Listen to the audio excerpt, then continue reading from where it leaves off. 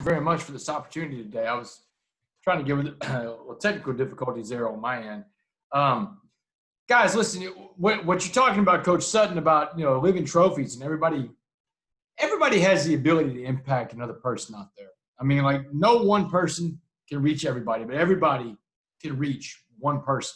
And as a motivational speaker and author, I'm reminded about this from a story about a guy named Mr. Rogers. And Mr. Rogers, I mean, some of y'all are too young to remember Mr. Rogers, but Coach Sutton remembers Mr. Rogers, don't you?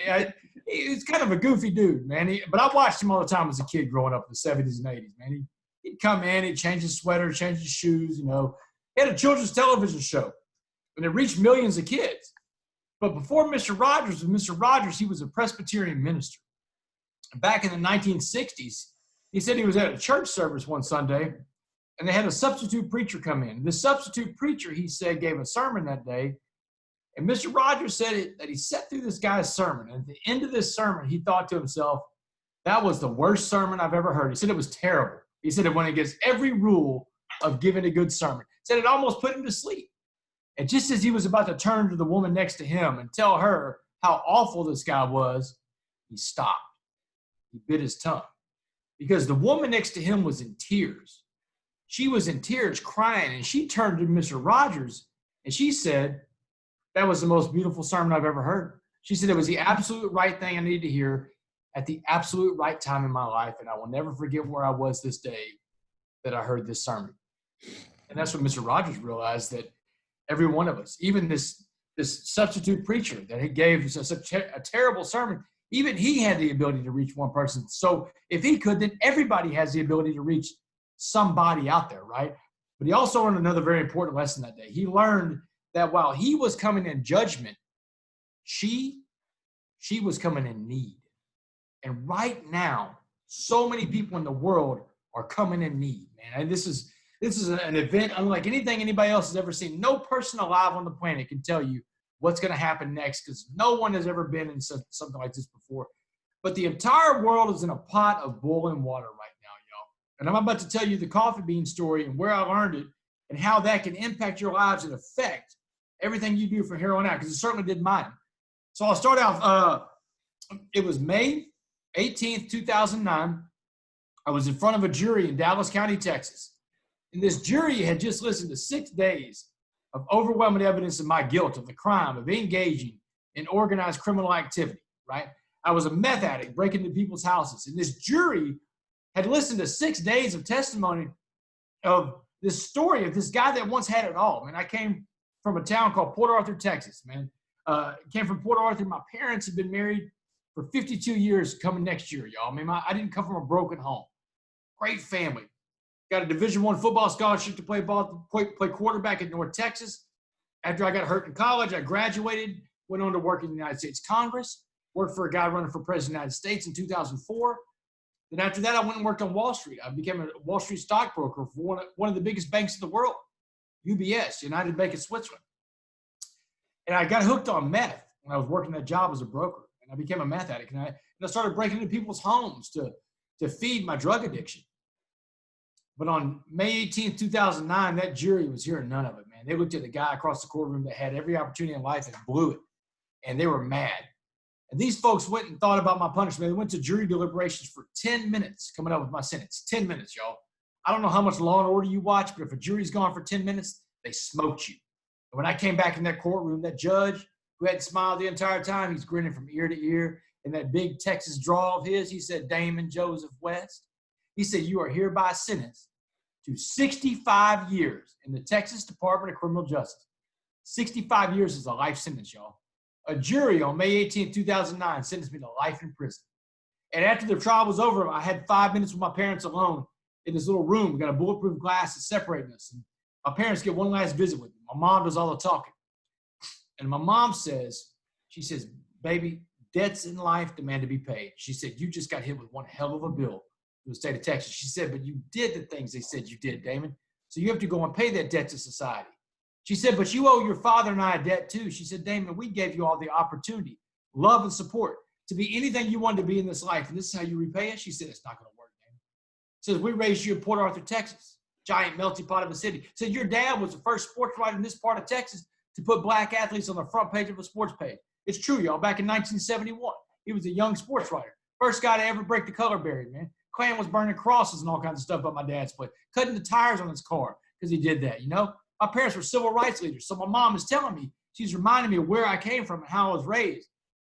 She said, here's the debt you're going to pay to us. When you go to that prison, you will not get in one of these white hate groups, one of these Aryan Brotherhood type gangs, because you're scared because you're the minority in there now. She said, it's not going to work. You were never raised to see race and you won't start now. She said, you will not get any tattoos while you're in there. Yo, I did almost 10 years in the joint, man. No tats, man. I told those guys all the time, Mama, I can't do it, man. My mom said no, you know?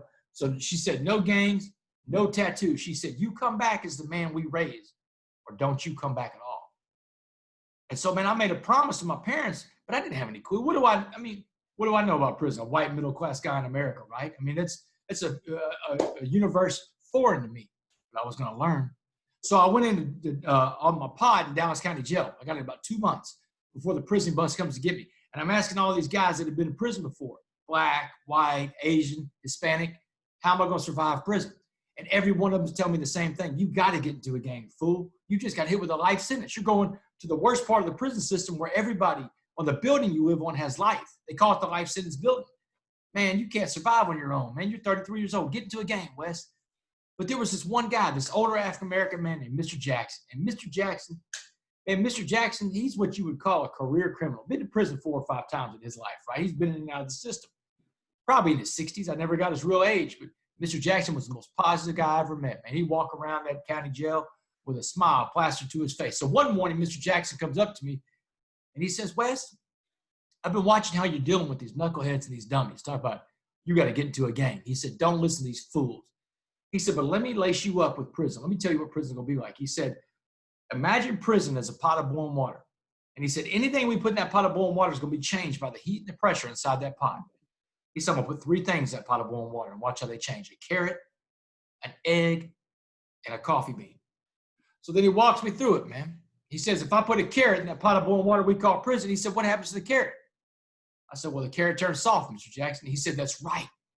He said, the carrot goes in there hard, but the water of prison changes that carrot, turns him soft. He said the carrot got beat, he got robbed, he got raped, many may have gotten killed. He said, you don't want to be the carrot in prison. He said, what about the egg? So now I'm picking up what he's putting down, right? So I was like, the egg turns hard. Mr. Jackson, like a hard-boiled egg.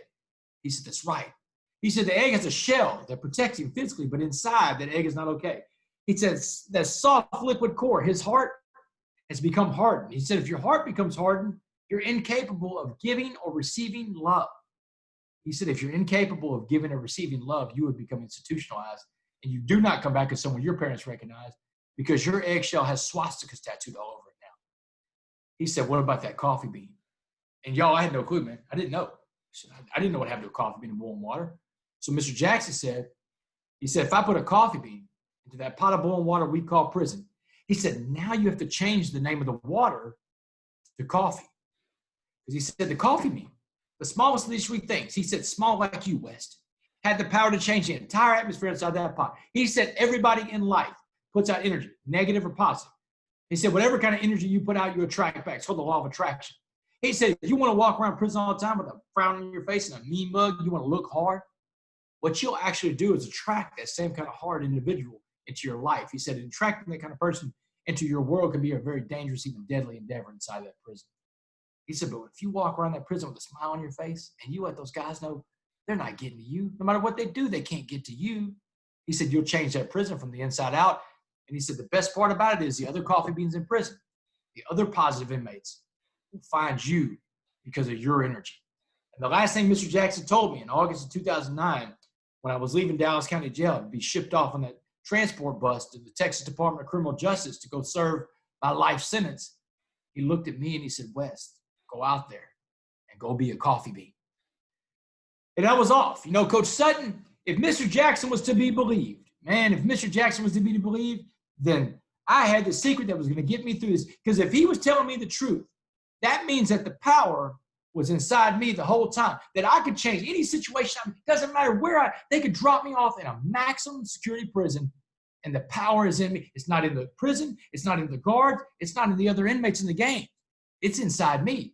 But if I allow them to have that power over me, then they can change it. I can turn it to the carrot, or I can turn it to the egg. Right. But I could be like that coffee bean too. And that's why I think the message is so important right now, because the world has changed so much, and everybody's hit with all this confusion. But what we have to do is we have to always look for opportunities inside of every tragic situation, inside of every adverse situation. When adversity strikes, where is the opportunity to be had? Because there's opportunities in every situation. I found the biggest opportunities in my life inside of a maximum security prison in Texas, y'all. You know, when I got to prison, I'm one of those guys.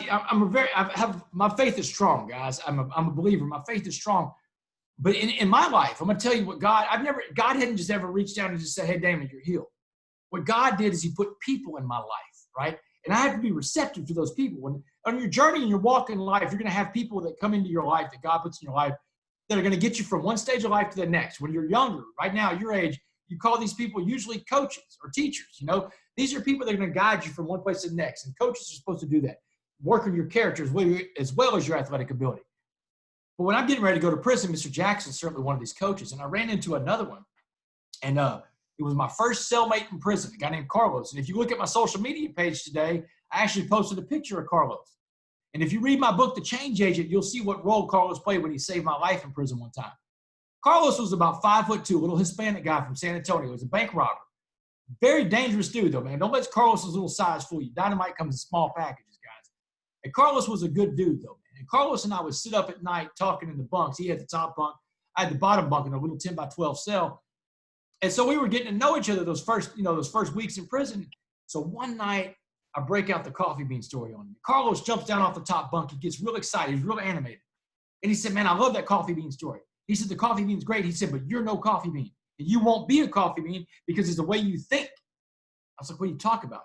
He said, if you want to change the way you act, you want to be like this coffee bean, you have to change the way you think. He said, all action is born of thought.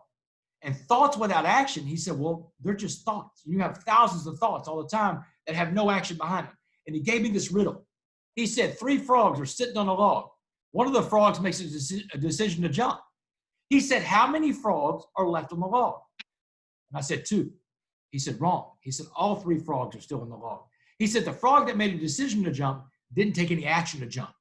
He said, that's you right now. You don't take any action. He said, if you want to change the way you act in here, you got to change the way you think.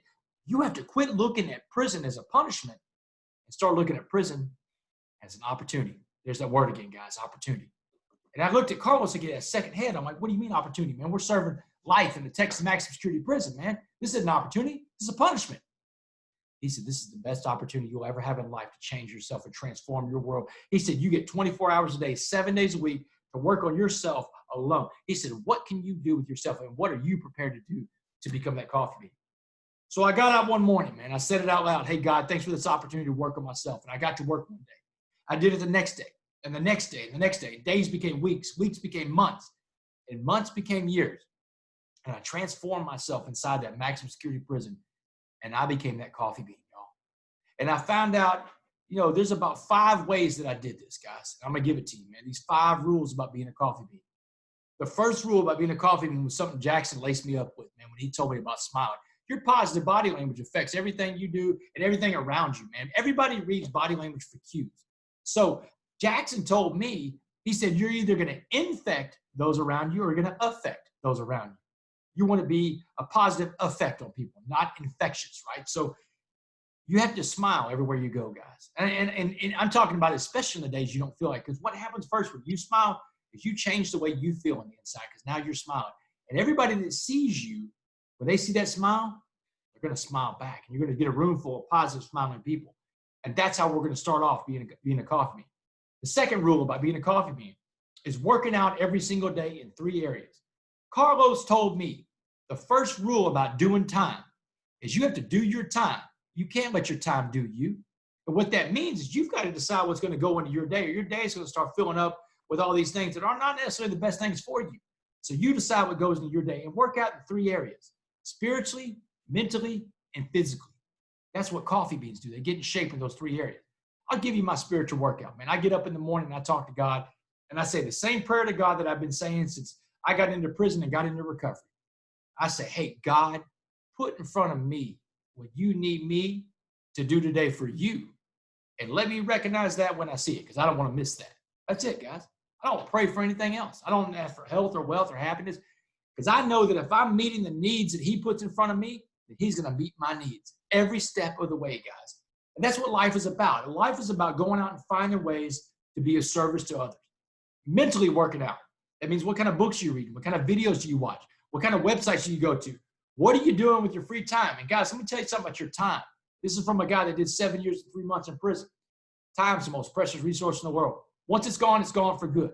And all the money in the world can't buy one more second of that stuff. So take care of your time. Value your time. Put the right things into your day, man. Don't spend as much time on social media. But you know what? Use that social media for positive and good things. Like that Mr. Rogers thing. Post positive stuff. Follow positive people out there. You want to find some stuff?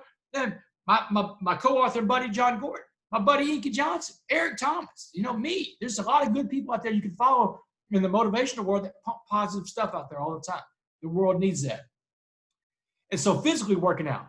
Man, that means, guys, look, man, right now, this coronavirus deal, this is an opportunity. There's that word again, opportunity. An opportunity to getting what I call prison shape. And you got all this time on your hands. You know what kind of shape you can get in with this kind of time? I'm not just talking about the physical workout. I'm talking about the ability to eat right because you're out of your kitchen and the ability to get enough rest. You are no longer running from pillar to post anymore. You got no reason to stay up late, man. Nothing good's going to come late at night. Get to bed, get some rest, and get up every day at the same time you were getting up before because you're not on vacation, guys. Let me tell you something about getting out there and working, guys. This physical part, guys, your competition is out there training right now. And how do I know that? Because I talk to colleges all over the country, basketball teams, athletic departments. I was on the on a call today with New Mexico's athletic department, man. All their athletes. So here's the deal. Everybody's out there working right now. And if you're not, then you're getting left behind. I'm going to tell you a story about Post and Kellogg cereal. In the 1920s, there were two cereal companies in America, two big cereal companies, Post and Kellogg's. Really, there was just one because Post was so big, they owned all the market share of the cereal in America. Kellogg's couldn't compete with Post, not on the best day, right? But in October of 1929, the stock market crashed and the Great Depression. In October 1929, the stock market crashed and the Great Depression began. And Post, when that happened, when that tragedy happened, they quit doing the things that made them great because they started living in fear. My co-author and good friend, Jon Gordon, he talks about fear and faith all the time. And he said fear and faith have more in common than just the letter F they begin with. He said fear and faith both believe in a future that hasn't happened yet.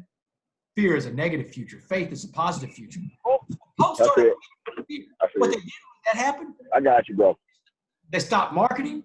They quit running radio ads. They quit reinventing themselves, quit inventing new cereals. They fired a lot of people. They laid a lot of people off. They hoarded the little bit of money they had because they were scared of what the future held. But Kellogg's saw the opportunity. That word again, guys, opportunity. And when Kellogg saw that opportunity, you know what they did? They dumped all their money into marketing, more radio.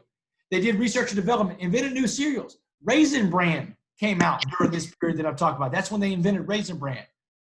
And by 1933, 4 years into the Great Depression, Kellogg's overtook Post as the biggest cereal company in America, and they have never looked back since. You can best bet at the end of this coronavirus pandemic and when everybody comes back in August and back in school, you're going to see a lot of Post and Kellogg stories. Which one are you going to be? So every day, coffee beans work out spiritually, mentally, and physically. We stay in shape. The third rule about being a coffee bean is knowing what the secret to life is. And the secret to life, guys, isn't about you. It's about what you can do for other people. The secret to life is called servant leadership. Servant leadership is helping other people achieve their goals in life, helping to raise other people up to a different station in life, because when we are helping other people, that's when we're at our best. That prayer that I say every morning on that prayer today was your basketball team today, guys. That's it. Put in front of me what you need me to do today for you, God. This was it, man. This is what I asked for today. And there's going to be other things. And that's what you have to do. You have to be alive, alert, aware, and awake to see these opportunities in front of you, because they are opportunities, guys. And when we're helping other people, that's when we're at our best. And because that keeps us humble. Humility, guys. Humility is defined as being right-sized, knowing your place in the world, guys. Do your part, be humble, be a servant leader. Fourth rule about being a coffee bean is knowing what you do and do not control.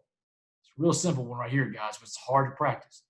There are 4 things you control in this life, only 4. And if it's not one of these 4 things, you are powerless over what goes on around you. You control exactly what you think, what you say, what you feel, and what you do.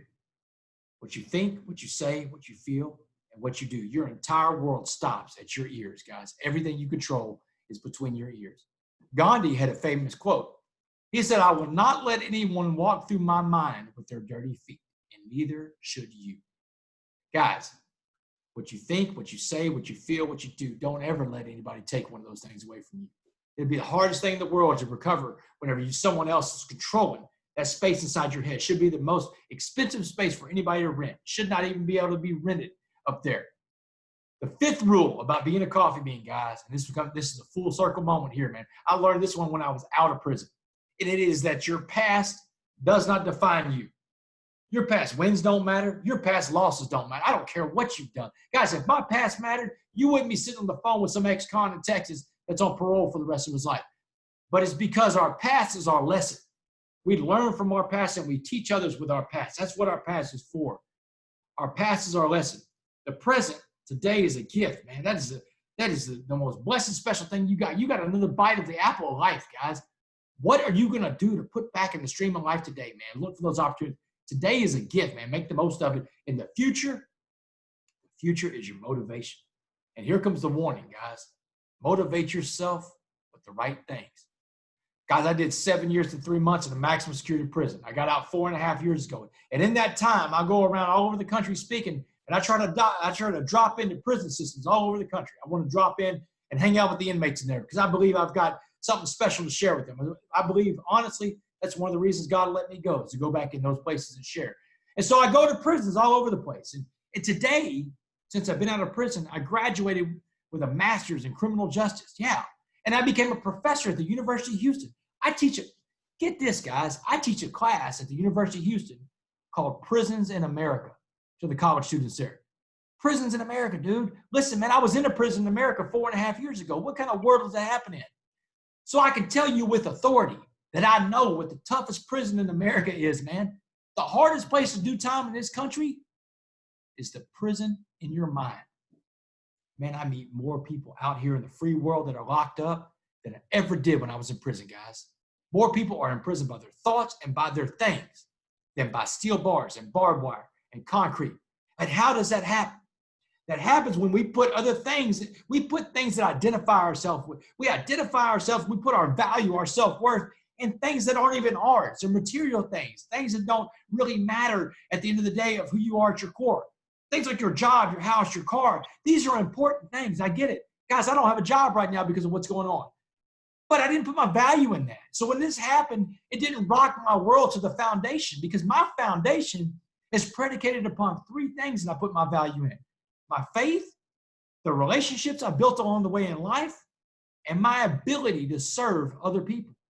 You see, so no pandemic, no economic depression, hell, no prison sentence can take away one of those 3 things. I know that because I walked out of a prison with those three things in my pocket. Guys, put your self-worth, your value into the right things because you are worth it, man. You are special, man. You have the ability to go impact. You're a college athlete. You have the ability to go impact people on a level that most people will never even be able to dream of. Use that, guys. That's a gift you have.